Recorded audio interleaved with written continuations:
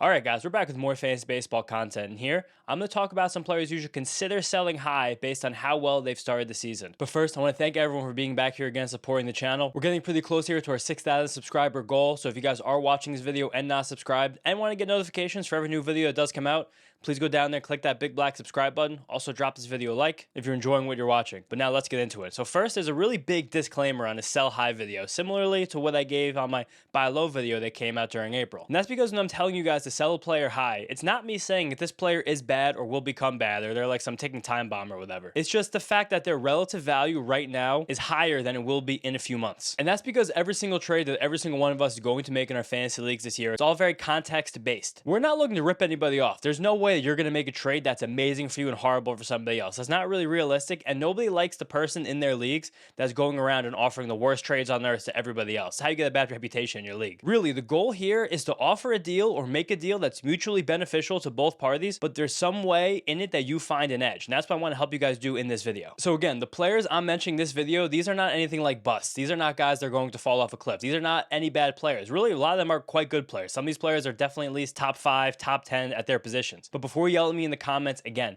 this is all about trying to find a slight edge, trying to find any little reason why what the player is doing right now may not be completely sustainable through the rest of the season. Also, I'm not in your guys' leagues with you, so I'm trying to throw out some possible trade values in this video, but hit me up in the comments. Comment trade values that you're getting, trade values you're planning to send out. If you have a guy in this league based on your league size, your league context, your scoring system, if this is actually a fair offer. I'm always down to answer anything you guys throw me in the comments. Also, stick around through the end of this video, because while I'm giving you guys a big list of a bunch of players that I'm going to have deep, thorough, dense explanations for and why I think they're good sell high candidates, I'm also going to have two shorter, smaller lists at the end. Some guys who I think are obvious sell highs, who, might be kind of hard to trade. And then also some really crazy, really bold, really aggressive, really ambitious sell high kind of guys. Again, those are going to be all the way at the end, so stick around if you want to hear those. But now let's get it rolling. My first sell high candidate is Trea Turner, shortstop in the Phillies. And this is nothing, again, like I just talked about, of Turner being bad. It's more about Turner being good at this point in his career rather than great. So heading into the season, if you guys watch my offseason rankings content, I was pretty down on Turner because it had been 2 full seasons since he hit the ball harder than 111 miles an hour exit velocity. And now going back 3 complete seasons, 2022, 2023, and 2024,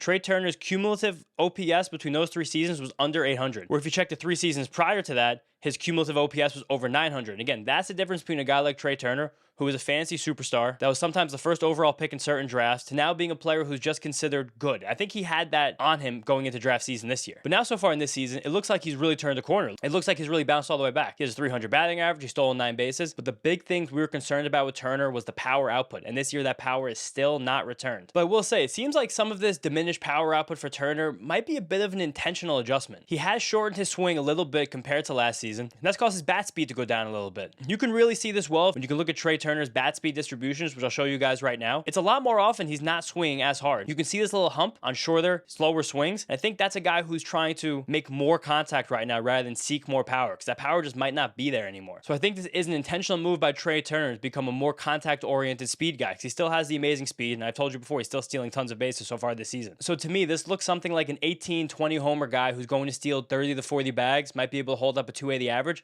That's a really, really good player. But I do think that so far this season, because people see that shiny 300 batting average on Turner and the stolen bases, you might be able to return a near superstar level player for Turner in a trade. Some of these guys were going in the back half of the first round, like Mookie Betts or Julio Rodriguez types. I just don't think that Turner has the upside at this point to really be considered the guy who's going to wind up as a top 15 or so hitter in fantasy baseball by the end of the season. Next up, we have a fun one. It's Max Fried, starting pitcher on the Yankees. And again, this is nothing about Fried being bad. Fried is really, really good. Just last week, I put out my top 50 starting pitcher update, and Fried was my number 8 overall starting pitcher in fantasy. Again, Max Fried is amazing. But the reason he's on a list like this, and I think he's someone you should consider selling high, is because right now, where the media frenzy is with Fried, where the Cy Young rumors are with Fried, it seems like you could probably return top 3 or top 5 pitcher value on him, and he's not in the tier with those guys. That's mainly because Max Fried is never going to be someone who strikes out the world. He's always going to run, always has in his career, still does right now, despite the amazing start and one of the lowest ERAs in baseball. A league average strikeout rate, somewhere between 22 and 25%. With that lack of strikeout upside, he will not be able to reach the same heights in fantasy baseball as some of the guys at the top of the strikeout list, like Hunter Green, Tarek Skubal, Zach Wheeler, Chris Sale, Garrett Crochet, even a guy like Yoshinobu Yamamoto so far this season. Again, I don't know in real life if those pitchers are all objectively better than Max Fried, but in fantasy baseball, baseball, strikeouts are king. And if you're not getting strikeouts at an elite clip, you will not have an elite ceiling. So I'd really consider packaging Fried with like a solid bat, a good player, maybe one of these new early season breakouts like a Soderstrom or a Seiya Suzuki, a solid bat like him, a Torkelson, a Christian Campbell, a Josh Naylor. Package someone like that for Fried and go big fish hunting. Go for a Tatis, go for a Corbin Carroll, go for a Kyle Tucker, go for a Juan Soto. See if you can use Max Fried, and so what someone thinks right now is a top 3 to 5 pitcher in the league, but when you guys know that he's really more like, a 9 through 15 pitcher in the league, use that, package him with a player, go get a superstar. Because while Fried's really, really, really good right now, it's the perfect time to cash in because the ceiling is not the same as other elite pitchers. Next up, we got another crazy one. It's Freddie Freeman, first baseman on the Dodgers. Again, Freeman is incredible. Freeman might be the best pure hitter many of us ever see in our lives. Right now, Freeman's running like a 370 batting average. Pitchers cannot get the guy out. But this is the perfect time, what looks like could be the peak of Freeman's value this season, to offload him in a trade. There were a lot of concerns heading into the season about Freeman's ankle. He was limping around the field in spring training, and Dave Roberts openly said that the Dodgers were looking at opportunities to manage Freeman's workload this season. Through the beginning of the year, he missed the Tokyo series for the Dodgers. He played sparingly over the first week, and then he hit the IL right after the first weekend. But since he was activated off the injured list on April 11th, Freeman's played 29 out of 30 games for the Dodgers, including 27 in a row, all at first base. While he's done that, again, he's been literally one of the best hitters in baseball, probably the third or fourth best hitter in baseball, behind Judge, Pete Alonso, Shohei Ohtani, then you got Freddie Freeman. But I really can't expect that to continue this season. One, when we know the Dodgers are mindful of Freeman's workload, and two, just because he can't be a 370, 360 hitter all year. That's just not going to happen. It's not realistic. This also probably does sound a little bit crazy because Freeman has been one of the true Iron Men in baseball over the course of his career. When he played 147 games last season, that was his fewest games played in a complete season since all the way back in 2017. So again, he does have the history in his career of trying to play as close to the 162 as possible. But at this point in his career, when he's 35 years old, coming off a bad ankle injury, already spent time on the injured list this season, right now he looks incredibly healthy and just downright unstoppable. But by the time we get to the second half, the Dodgers lengthen their division lead over the Padres because there's no way that Padres team that only has like half a lineup can actually stand up to this Dodgers team all season. They will start to take some games from Freddie Freeman. I can see the load management coming for sure because once they get that big lead in division, which I'm sure will come, it just makes sense for them to get ready for the playoff push. And they're the best team possible in the postseason when Freeman's at his best and his healthiest. I think that by the second half, Freeman becomes a bit of a headache in weekly leagues because you're not sure if he has a 6-game week, if he's going to be playing 6 games, 5 games, some weeks even 4 games, maybe sitting against a tough lefty playing 3 games. I don't know what's going to happen with Freeman. I don't think he's going to get hurt. I think he still will be highly, highly, highly productive. But I think it's a really good time to trade Freeman now, get superstar match value for him, because I don't know if you'll be able to get that or if he's playing like that, or not if he's playing like that, but just playing often enough to return that value by the second half of the season. Next up, we have Jack Flaherty, starting pitcher on the Tigers. And openly, Flaherty is not a pitcher I trust and someone I truly have never trusted. We also might have missed a sell high window on Flaherty because he's given up 9 earned runs over his last 2 starts, and he's pitching again on Friday as I'm recording this. That sent his ERA up to about 4.6, but he still has a really, really high strikeout rate and a really low walk rate. I know I just ranked him around my top 20 starting pitchers. I know a lot of other people have him within their top 20, top 30 as well. So there probably still is a sell high window on Flaherty because I think the consensus is that people do still like him despite that high ERA. But most of my distrust for Flaherty and the reason I think you guys should all be trading him as soon as you possibly can is because of some diminished fastball velocity he's showing so far this season. Basically for his whole career, when Jack Flaherty is throwing his fastball harder than 93 miles an hour, he's a very good pitcher. When it's below 93 miles an hour, he's not a very good pitcher. And it is funny because if you look at Flaherty's average fastball velocity going back 3 seasons, which is when he kind of got himself past the health problems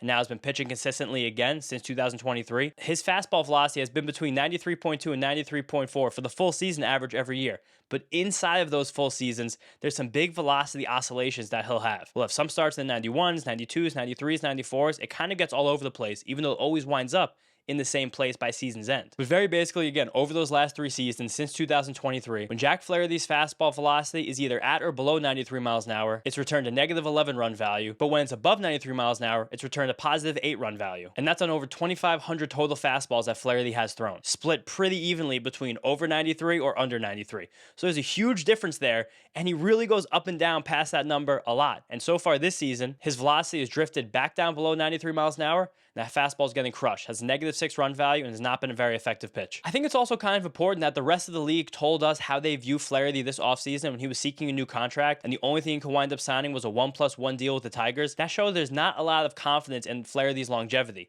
It showed that the Tigers thought there was enough trust to give Flaherty big money for this season specifically, but we're seeing already the chinks in the armor and the cracks, and the fact that Flaherty might not be the guy the Tigers signed him to be. If you can get back top 20-ish value, a top 25-ish value starting pitcher for Flaherty, I would pull the trigger. trigger. I would even like to trade Flaherty and get back a guy kind of below him in the rankings, but with a small piece attached to them. Someone like a Bailey Ober, a Christopher Sanchez, I'd probably do for Flaherty 1-for-1. Someone like Zach Gallen, Nick Pivetta with a small teeny tiny piece. These are the pitchers I think have better skills and I trust more than Flaherty moving forward, and why I'd be really comfortable selling him relatively high compared to where he is right now to where he will be at the end of the season. Next up, we have one I think you guys are going to yell at me for. It's Cal Raleigh, catcher on the Mariners. And again, Raleigh is amazing. He's probably the best catcher in fantasy baseball, probably the best catcher in the whole league right now by a good margin. But this is much more about our strategy in fantasy baseball leagues than anything about Raleigh as a player, because again, he's amazing. He's up near the top of the league in home runs. He's running a very high barrel rate, a very high walk rate. He just simply is an amazing player. But there have always been some holes in Cal Raleigh's approach, which still are prevalent this season. He's one of these guys who will run a pretty low contact rate. He doesn't make a lot of contact on pitches in the zone. He swings and misses much more often than the average hitter. But again, he is swinging very hard. His swing decisions are very good. It all comes together for what winds up being a very good profile for Raleigh. But that low contact rate is a player who's likely to get cold at some point. And Raleigh is a guy who's gone through big cold streaks and hot streaks over the course of his career, all because that low contact rate is not able to pull him out of the doldrums when things aren't going so well. So then, teeny tiny little chink in the armor with Raleigh's profile itself.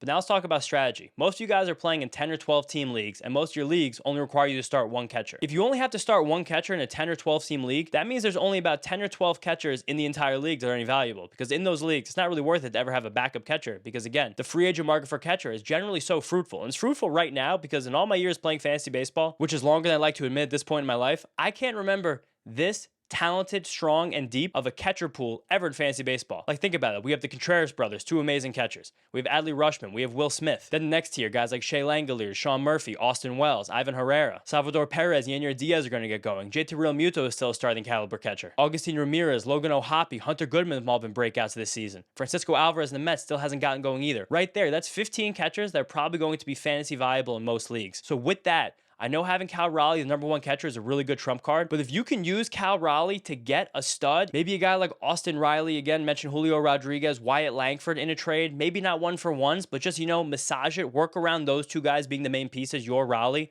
and the other guy's stud, you can find a fill-in for Raleigh relatively easily. I know you're going to lose a lot of production because Cal Raleigh is, I think, unquestioned right now, the number one catcher in fantasy baseball moving forward, but there will be a cold streak coming. And of all the positions on the field, catcher's the riskiest. You lose the most playing time, you're most likely chance to get injured. It's just always a good time to trade a guy like Raleigh, who's completely supernova hot to start the season when you know a cold streak will come, despite the fact that he is openly the number one catcher in fantasy baseball. Next up, we have Nathan Eovaldi, starting pitcher on the Rangers. And right now, it's just all going so well for Eovaldi. He has one of the lowest ERAs in the league. He has some of the most innings thrown in the league. He's getting tons of strikeouts. He's not walking everybody. He's mixing his four pitches so beautifully. The fastball, the cutter, the splitter, the curve. It's all just amazing right now for Eovaldi. And something I love about Eovaldi is that all four of those pitches, again, the fastball, the splitter, the cutter, and the curve, they all work pretty well against hitters from both sides of the plate. So he's done really, really well to create a repertoire that doesn't have any platoon disadvantages. But with all that, some cause for concern with Eovaldi. His average fastball velocity is down about a full mile per hour right now compared to last April.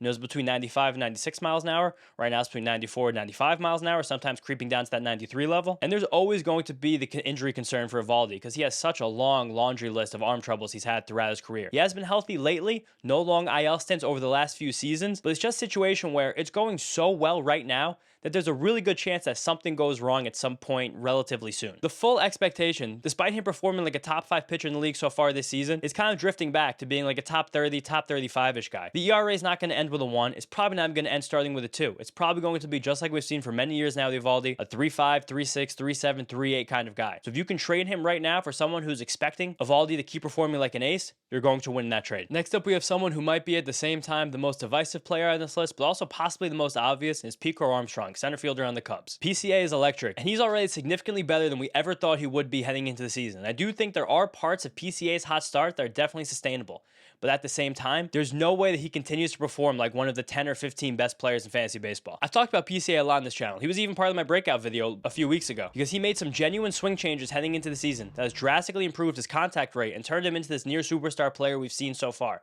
But at the same time, there's still some major holes in his game that are telling me that a big cold streak is coming and will come at some point, which makes right now a really, really good time to cash in on this hot start from PCA. Bottom line, he still has one of the worst approaches in the entire league. He chases pitches outside the strike zone more than almost any other player. And on top of that, he is still allergic to walks. He will not take walks. When the cold streak does come, when there's a natural ebb and flow in his contact rate, he does not have the approach or the walk rate to pull himself out of any cold streak that gets into. And it could be a prolonged cold streak.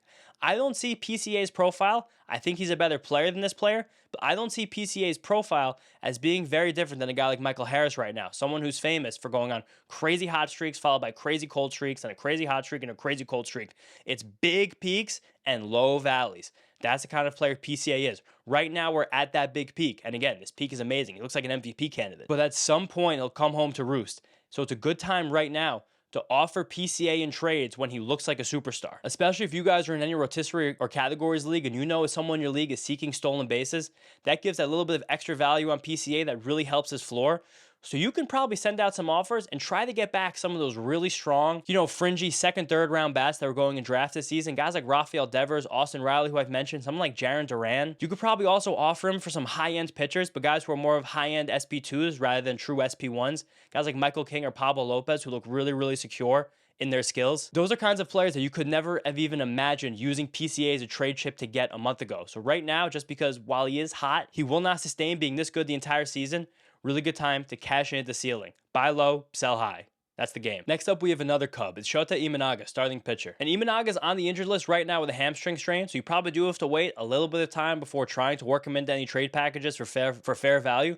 But when he comes back, if there are a few good starts off the bat, I would strongly consider trading him. Because while he's gotten great results for his entire Major League career dating back to the beginning of last year, it's a bit of a scary profile. His four-seam fastball has an amazing shape and misses tons of bats at the top of the zone. It's very unique from his arm slot as a left-handed pitcher. But his velocity is low. It only sits around 90, 91, sometimes stretching up to 92 miles an hour. That means that if he loses any type of life on that shape, or if his velocity goes down anymore, he's someone that's already in his early 30s, the fastball can become much less effective very quickly. And that makes his entire profile a bit precarious, because besides that fastball, when he faces right-handed batters, which are the bulk of all players in the league, hitters that hit from the right side, it's only the fastball and splitter. And again, that splitter is amazing too, just like the fastball. And he has a great sweeper to get lefties. He decimates lefties. But through the first month of the season, before this little hamstring injury, his strikeout rate was down a good bit. And that's because so far this season compared to last season, hitters were chasing that splitter out of the strike zone much less often than they were. So while hitters were chasing less often, that means he was falling behind more often in the counts. When he was falling behind more often,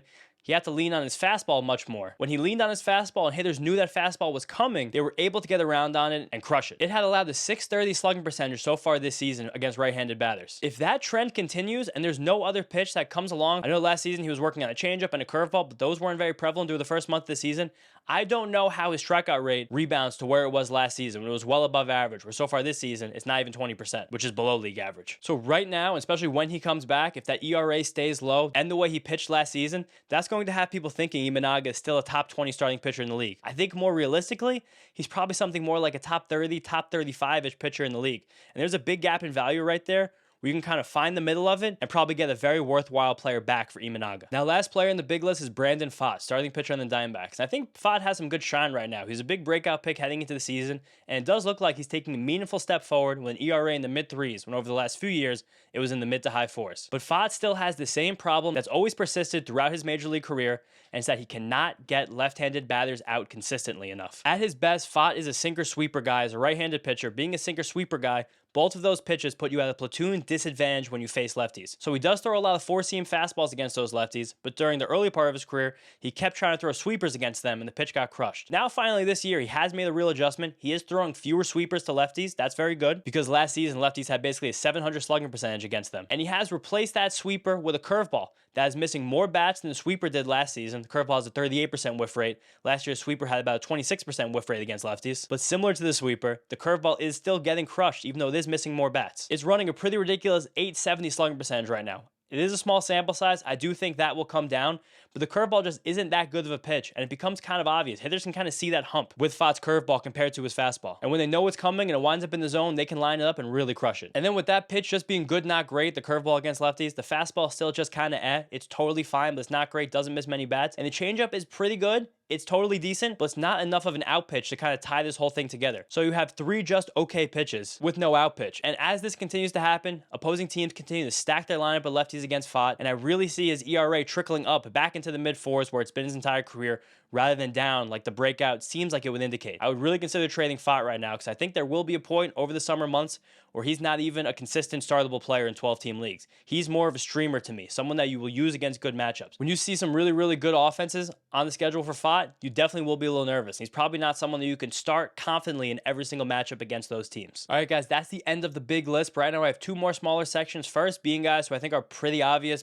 sell high candidates. So obvious, I'm not sure if you can get anything for them, but just want to mention them. You got Tyler Mahle, who's running an ERA in the ones right now, but it just looked like at some point his fastball is going to get hit very hard. I don't know if this sustains. Kyle Stowers crushing the ball in the Marlins, but the strikeout rate is above 30%. The whiff rate's really, really high. I think he still will be a good player, but you're probably looking at a guy who's going to wind up with more of like a 720, 730 OPS rather than the 900 he's running at the moment. Geraldo Perdomo, he's done this before. He's gotten hot. He will get cold again. Javi Baez, amazing story. One of the best stories of the league so far, but the strikeout rate, the whiff rate, the chase rate, they're all still really, really, really high. They're lower than they have been the past few years, but very, very high. Way too high for him to still be considered like a must roster guy in a 12-team league. But you do ride the hot hand, of course. Then Tyler Anderson and Wilmer Flores, just a couple older dudes who are not going to sustain this. And then lastly, Chris Bubic. I love Bubic. He's definitely inside my top 35 pitchers in the league. It's just not realistic for him to continue to have an ERA that starts with a 1. No shot. Now last, this is the crazy list. These are guys where there's nothing really in their skill set or in their profile right now that would tell you they're a sell high, but they're guys that we know deep in our gut, deep in our chest, deep in our heart, that things go wrong for them. So you can work them into trades. If you get a Godfather offer, if you get superstar high-level return back, I would consider pulling the trigger. These are just kind of sometimes the creative things that help us in the middle of a season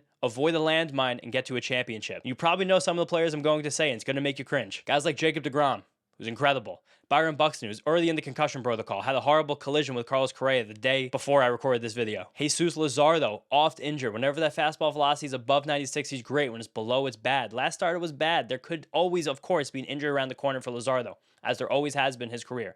Also, there might not be. These guys might just stay healthy. You might get lucky with them the whole year. Again, these are not guys I'm telling you to sell high, but these are guys where if Godfather offers come to your inbox, I would really think about them. Same for guys, two of my favorite guys in the whole league, Fernando Tatis Jr. and Brian Wu. Things just seem to go wrong for these players when they're at their best. More so Wu than Tatis, because Wu has never been able to pitch a complete season without finding some injury along the way. If you're getting a return of a guy who was like a borderline first-round pick for someone like Wu, I really strongly consider it, even though there is an ample chance he winds up as a top 10 pitcher the rest of the season. And the last guy in this list, Drew Rasmussen. Rasmussen does look electric, but his fastball has ticked down the last few weeks, and with his fastball effectiveness ticking down, he can't be a very effective pitcher because he leans on that fastball. And he always gets hurt. He's a multi-Tommy John guy. So if you get any offer Rasmussen, I would definitely strongly consider taking it. All right, guys, thank you so much. That's the sell high video. I think this one might get some kind of angry comments, so sound off down there. So tell me if you think I was wrong. Tell me why you think Max Fried, Trey Turner, Freddie Freeman will play the whole season like superstars.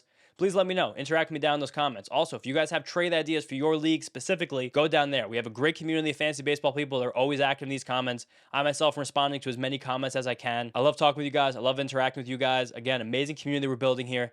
Thank you so much for supporting. Thank you so much for being here again. Subscribe to the channel if you haven't done so already. But thank you guys all so much, and I'll see you next time.